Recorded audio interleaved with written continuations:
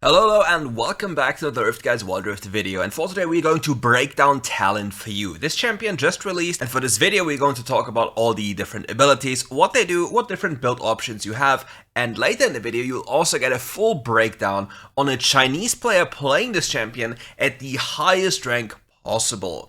So for this one, let's start with the abilities. First off, Talon's passive. How does Talon's passive function? So take a good look. You see, I'm throwing out an ability, and you see those marks being applied onto an enemy champion. Now, if I use another ability, these bleeds or these stacks are being consumed to apply a bleeding effect onto an enemy champion. This also works for monsters, which has an even more powerful effect on monsters because they take more damage. Which brings me to the next point. Talon is better in the jungle than he is in mid lane, so whenever you believe Talon as a champion lacks damage, it's most likely because you're playing him mid lane or not playing him right in the sense of combos. But for the combos, let's first tackle the abilities completely. Your first ability has two different forms. The first form is a leap. If you cast it from range, you'll jump to the target and deal damage. Next up, his first ability in melee range. It's a crit. Take a good look. This crits, and you also notice that it's an immediate auto attack reset. So, to start with the very first combo on this champion, which is very important, you just auto attack, use your first ability, and instant auto attack again.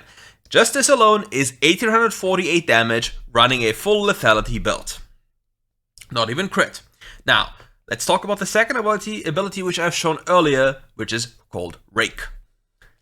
You see, I'm throwing out blades in a line. They'll stand there or stay there for a brief moment and then come back. Every hit of these blades applies a stack, which brings us to the default combo of hitting twice, jumping close, proccing the bleed buff, dealing damage. You see, quite a lot of damage. Now, what is Talon's third ability? Because so far we have seen two damage abilities. Talon's third ability is a jump. You can basically maneuver around any terrain possible whenever you want, and the only thing that limits you is you cannot jump the same terrain the same time again until the cooldown basically goes away. Your cooldown scales with the level of ability and your ability haste, and there are different colors. Red means it's the longest cooldown, and yellow means that it's close to being ready again.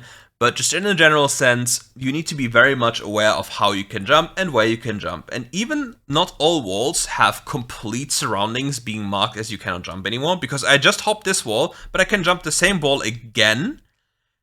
But you see, there's a maximum range. Here I can jump again.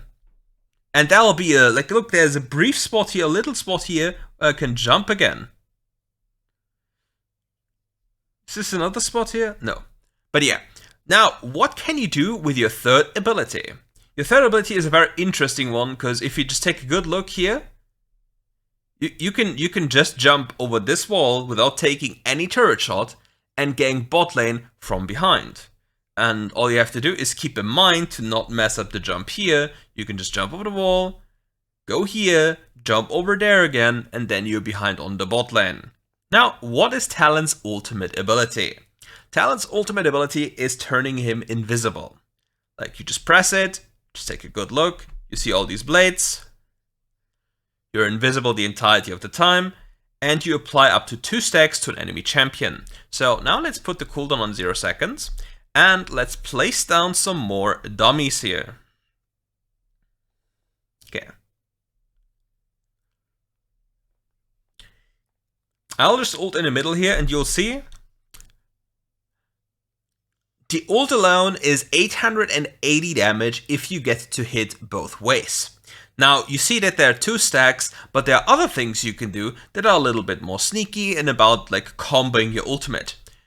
Your first combo is jumping, going into stealth, going behind the target, waiting until the blades come back, popping the blades, and then you just see 3649 damage with a full lethality build. And this is 100% reproducible. All you have to do is make very sure that you're jumping, then ulting, walking behind the target, wait until the blades come back, instantly combo, walk away, and you're fine.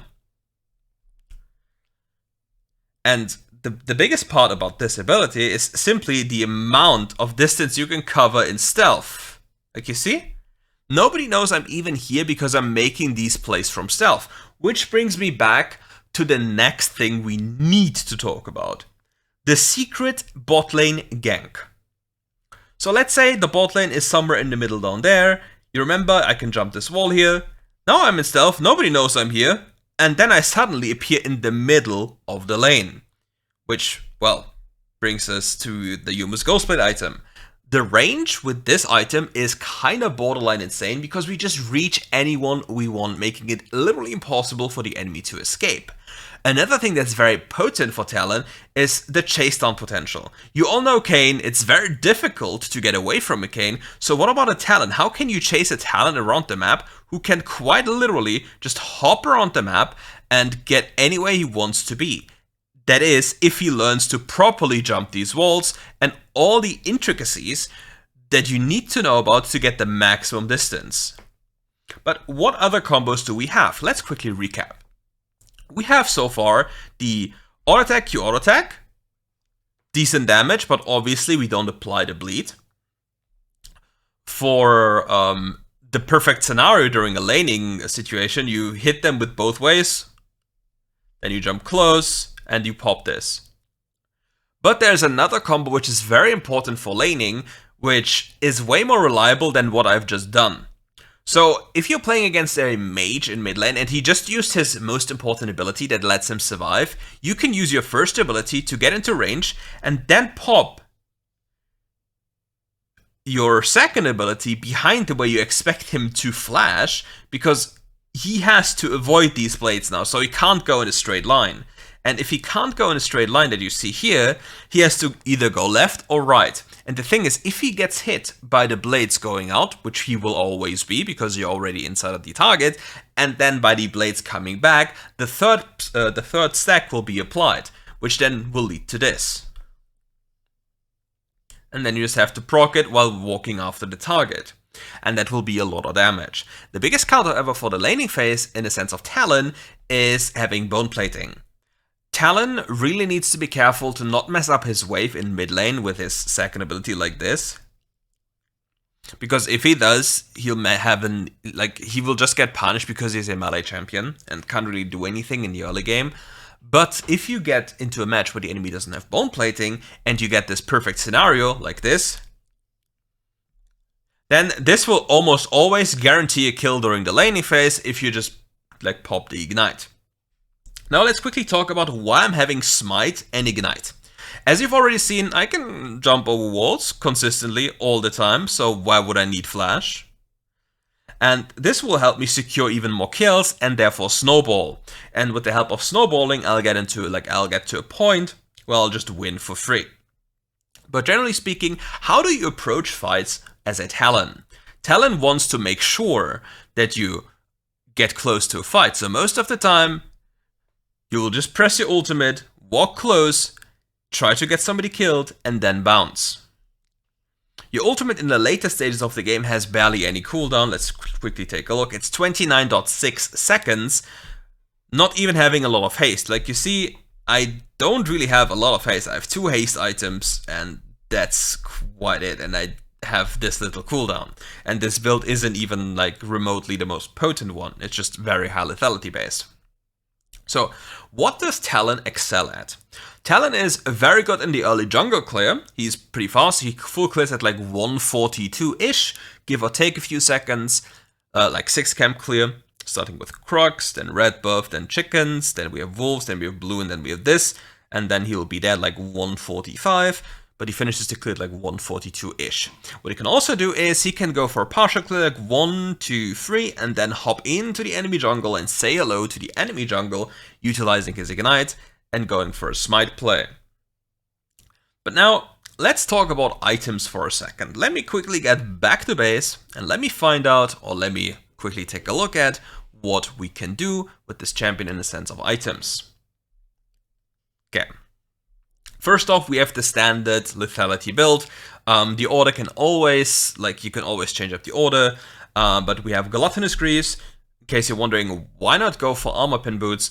The thing is, the champion doesn't really have sustain, and sustain is something very vital to be very proactive on the map, and as a jungler you want to have some kind of sustain, and therefore these boots are usually more powerful than the armor pen boots, which we have here. For your first item, you want Youmuu's Ghostblade because of the movement speed. Your champion really lives off the fact that you can get close, and if you can't get close reliably, you have a bit of trouble. If you go, however, for a full lethality build anyway, you will go for Duskblade as your second item, simply for the fact that it's the highest damage item you can get as your second item.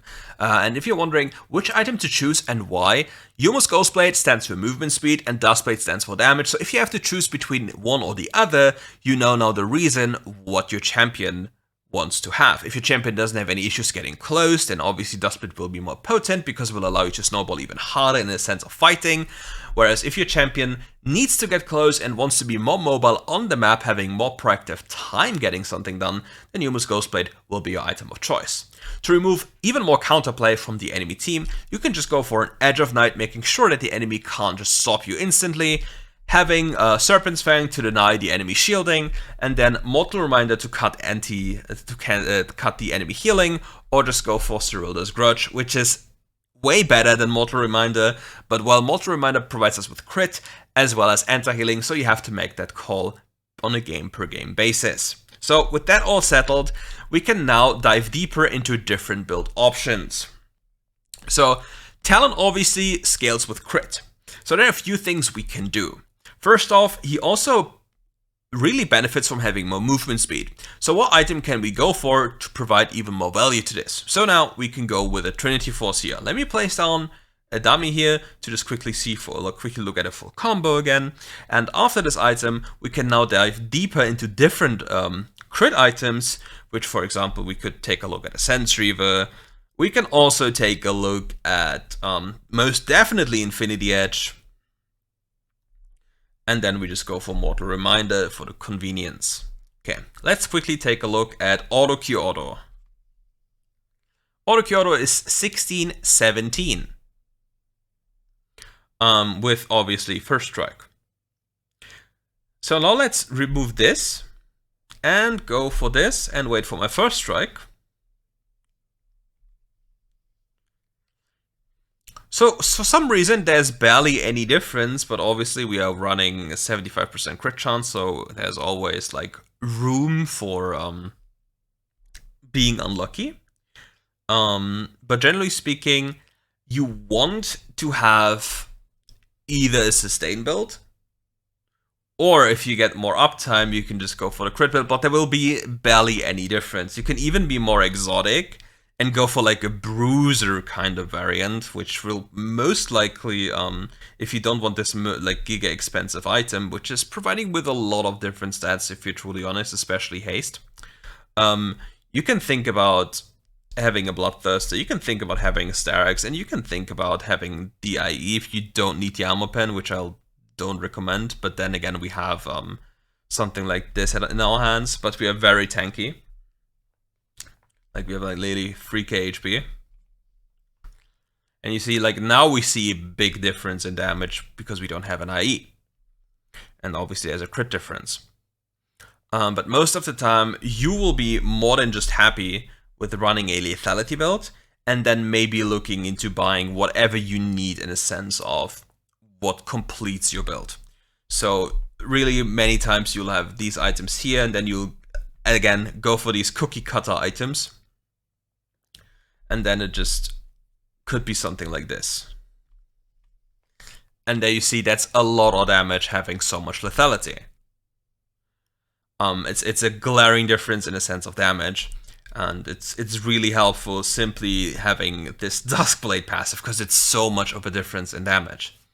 But generally speaking, whatever build you go for, you will not have any issue killing an AD carry because let me quickly show this to you again. You press your ult from Narnia range, pop this.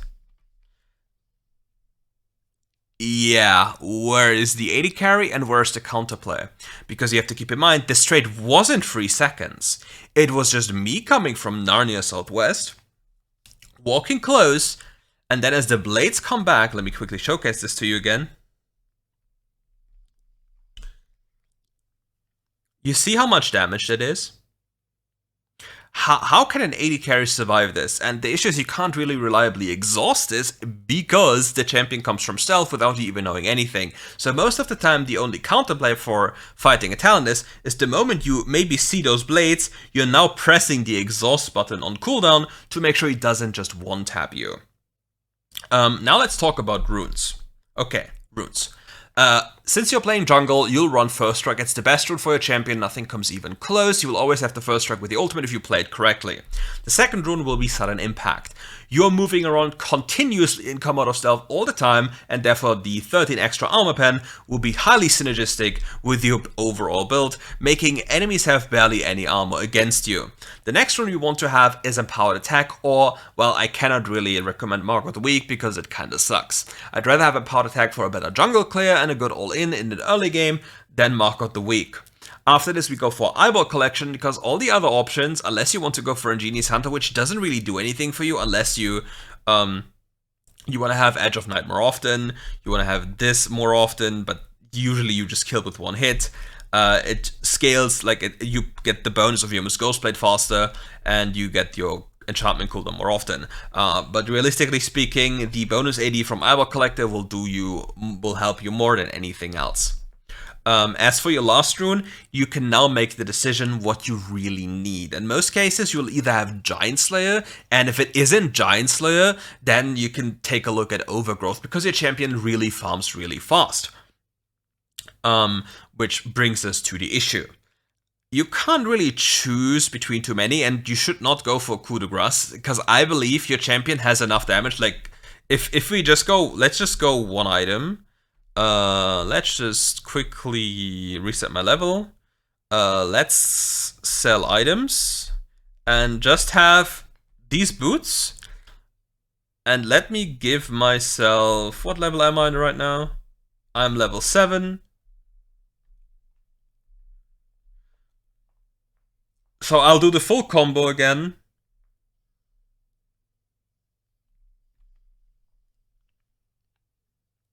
So this is a 100 armor dummy.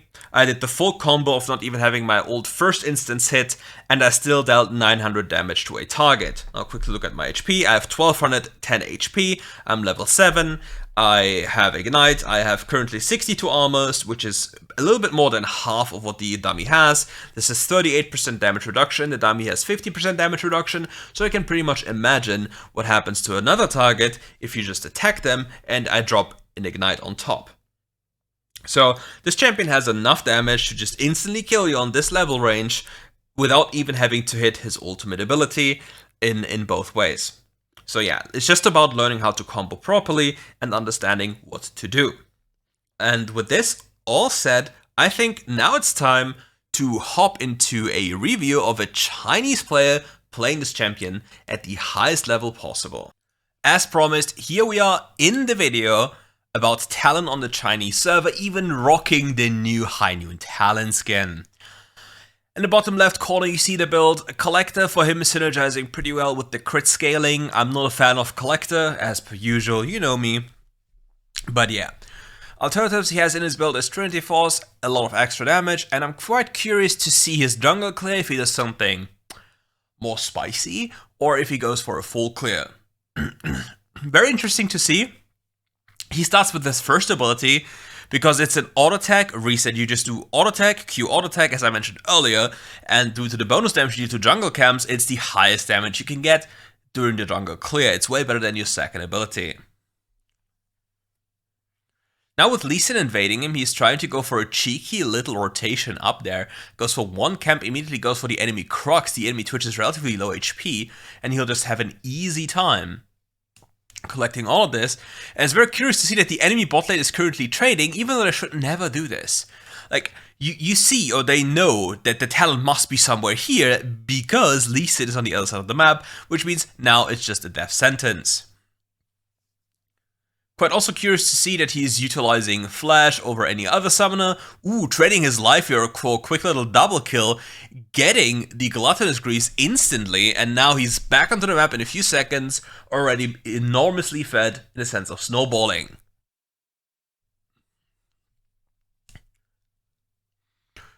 Since he is going for more proactive plays, he has a point in his third ability on level 3. If you go for a full clear, that's not necessary.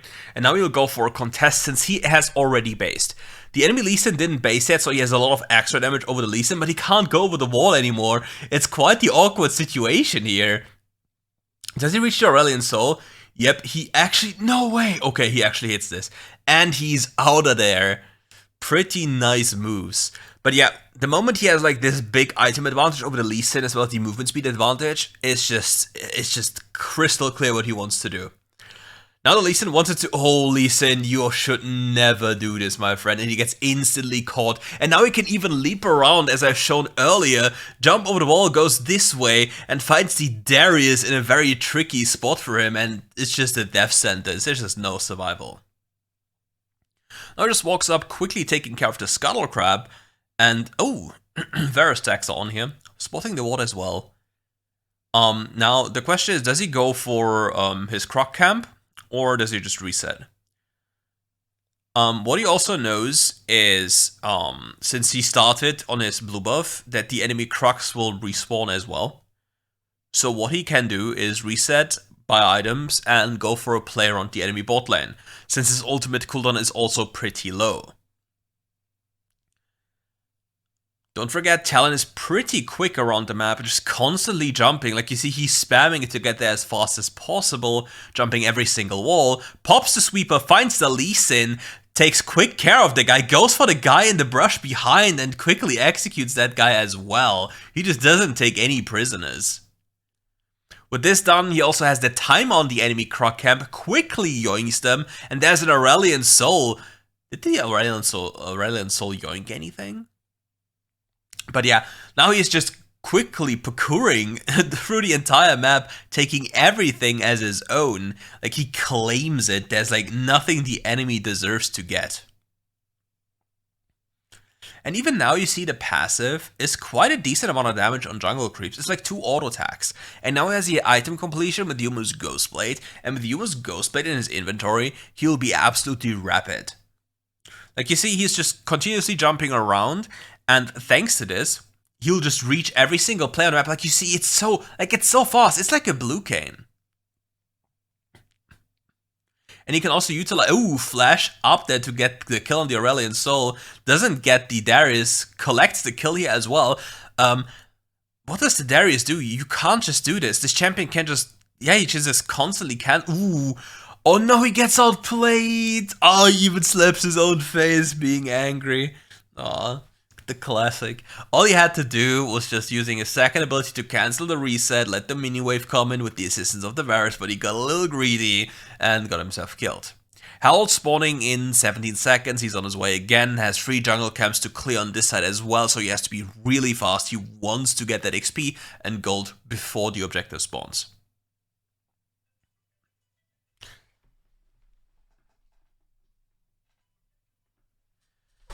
Utilizing the ultimate, jumping, typical, and coincidentally going for a dragon play. Maybe looking for the Lee Sin, maybe for a free kill, or just wants to accelerate the map.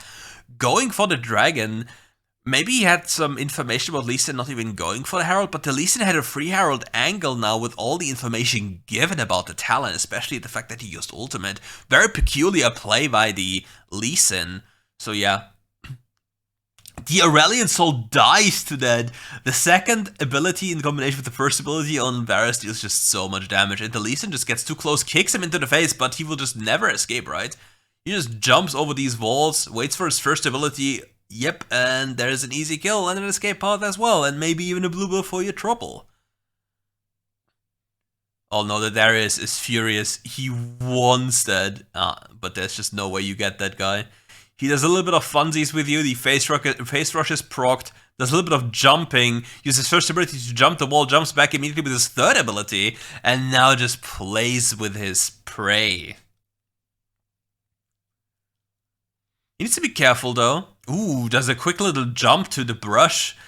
Again, playing around the vision and the overall awareness and possible reaction from the enemy. And now finally starts up the Herald and has Collector selected as his second item in the selection here. Lee Sin makes an appearance. He tanks the first ability, so the Lee Sin counters Smite this with the first ability, but still loses the Herald. Lee Sin has 1 minute left to get the Herald for platings, and it's a massive loss losing this Herald in the sense of snowballing, because you lost so much gold. As a consequence, you'll only get a few platings mid lane, but the enemy will be able to defend most of this. Aurelion so uses his ultimate, even though it wasn't necessary. Ooh, will they actually get this tower because they have so much damage? Enemy has to concede a lot here mid lane, and they even get the mid lane tower without the Herald, so you could even imagine that if they got the Herald, how much gold they would have gotten simply for the fact that they could have gone to another lane to place down the Herald for even more plating gold. Currently has 2.9k in the bank. He really wants to go base, but will he extend the play on the map for funsies? Lee Sin walks around the corner, hits a second ability, jumps around, gets kicked in the face, and jumps away. Like, what an interesting interaction here. Bro just got thrown around. Like he was unwanted. Feels bad, man. Back to jungle clearing here right now. I'm not a big fan of the tempo we have right now. Because we had so much gold in the bank, we're already snowballing, and we just didn't really do anything with it.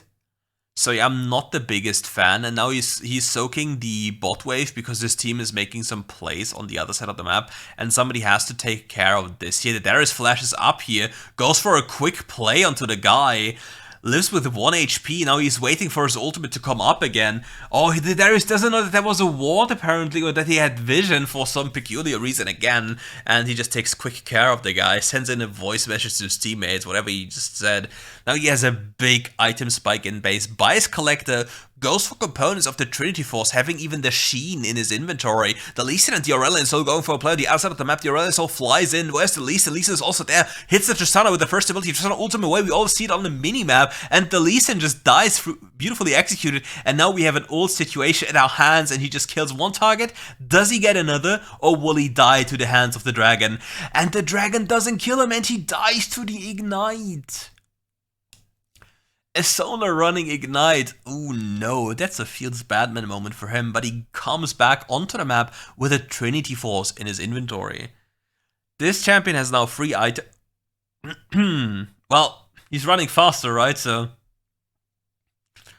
one of the beauties when it comes to Talon is the movement speed you gain from ulting. That is one of the biggest things. Like, you can just ult from so high range and walk close to an enemy carry without them noticing. Then you just appear out of nowhere, and suddenly somebody dies. And that's such an unfair thing. The Sona just walks into a place where she should never be, and now the happening begins. We just escaped here, right? There's just... Ooh. Aurelion Soul is kinda angry, and he dies to the Poison Collector of Twitch. Damn, the enemy really had enough of that guy. A lot of gold thrown into the enemy's face now, and another one will fall to the Twitch. Collecting so much gold for random plays, like all these plays are so absolutely random, it just doesn't follow any sense anymore. It's an absolute deathmatch.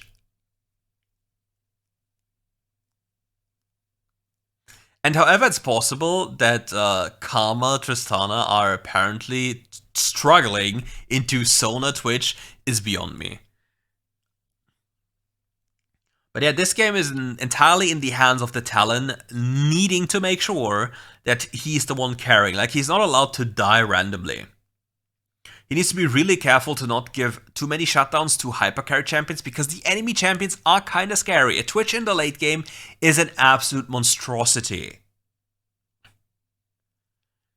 And he is doing what most junglers have to do in mid game. You just have to take these side waves, making sure to play the macro game, because you need to make sure to have pushing waves to get objectives like towers. Because if you just go for deathmatch and kills without even Nasher being available, you're just getting more gold, and the game will still be flipped on its head eventually. Now he goes in with the ultimate combo, finds the Twitch, executes the Twitch instantly, Sono can't really do anything for him, and now the enemy is getting closer. He just has to flash away here. Now he will jump over the wall, goes for quick little damage, gets queued by the Lee Sin, the Lee Sin will queue after him, and he will die again, falling to the Aurelion Soul with the Ryleys. Ryleys Crystal Scepter is so broken on a champion, you just can't escape. And now it's all on the Aatrox. Can the Aatrox make the difference? Can he be the difference maker, hitting every single Q, executing the Aurelion Soul? The Baron Nash is on low HP, and they lose the Nasher to the bleeding of Darius with 8 HP. That is an absolute tragedy. And again, he is so filthy rich, he has so many items. Already gained 769 gold from First Strike, and if he hits a full combo with these items, he probably gets 2 kills in one with just the power of First Strike, adding more gold to the already gotten kill. And again, you see how he's just walking around the map, collecting every bit of gold he can to make sure the map is in a state where his team is in a favorable position. His team is enjoying the ARAM, you know how it goes. ARAM is the play, ARAM is the move, and for whatever reason people forget that the side waves exist.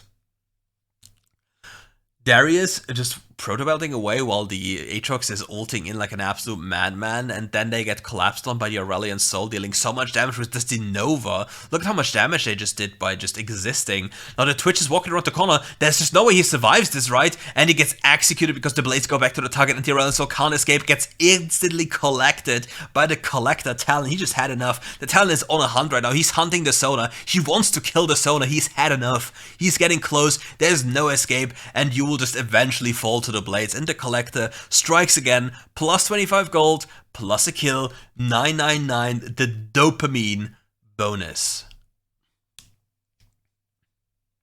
Well, I forgot a 9, well, and I'm German, shame on me. Uh-oh. If only this champion had ult cooldowns, smile, but he doesn't have ult cooldown, as you see, already being close to up again.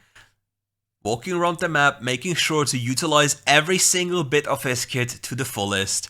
And it will only get worse. The more people learn about this champion, the more they learn about his limits, this champion will become an absolute nightmare in the jungle role. Look, he's dancing. He's happy. Now he's telling his team, I don't know what he's telling his team. Back onto the map, this dragon doesn't matter, it's not a soul for anyone. So whoever gets this gets like a participation trophy, because yeah, cool, you got a second dragon, good for you. Aurelion Soul needs to be really careful, like all of these champions need to be really careful. If Talon hits you, just in melee range with an auto attack, Q auto attack, you die. And it's all but a matter of time until this happens. The enemy Lee Sin will probably go for a steal here. Maybe he'll succeed. Nope, he will not. But the Aurelion Soul is now stuck in the pit forever. Whatever reason, going into the pit has to flash out. Starting using ultimate as well. Everything is an absolute mess. The enemy doesn't have any cooldown anymore. The Lee Sin dies. What is happening? An absolute clown show right now. And now we see a proto belt. We'll see an ultimate here to avoid the damage. He's being visible, but he just instantly kills the dragon. Hops over one, escapes any kind of fate he had. No way. And he just flash Qs into the face again. And now they have the option, do they push for the mid lane inhibitor, which doesn't really do anything, or do they go for Nash, or do they go for both? Or is the enemy team just surrendering? Is the game ending as we speak? Nexus shield comes up, but the game will most likely enter. Stunner walks too close, gets exhausted, gets instantly killed, and the game is over here. Thank you for watching. If you enjoyed the video, leave a like and subscribe to the channel, and obviously check out the description below, because this channel provides you with the most insane replays or gameplay videos you could ever ask for. So see you soon for more RiftGuides content.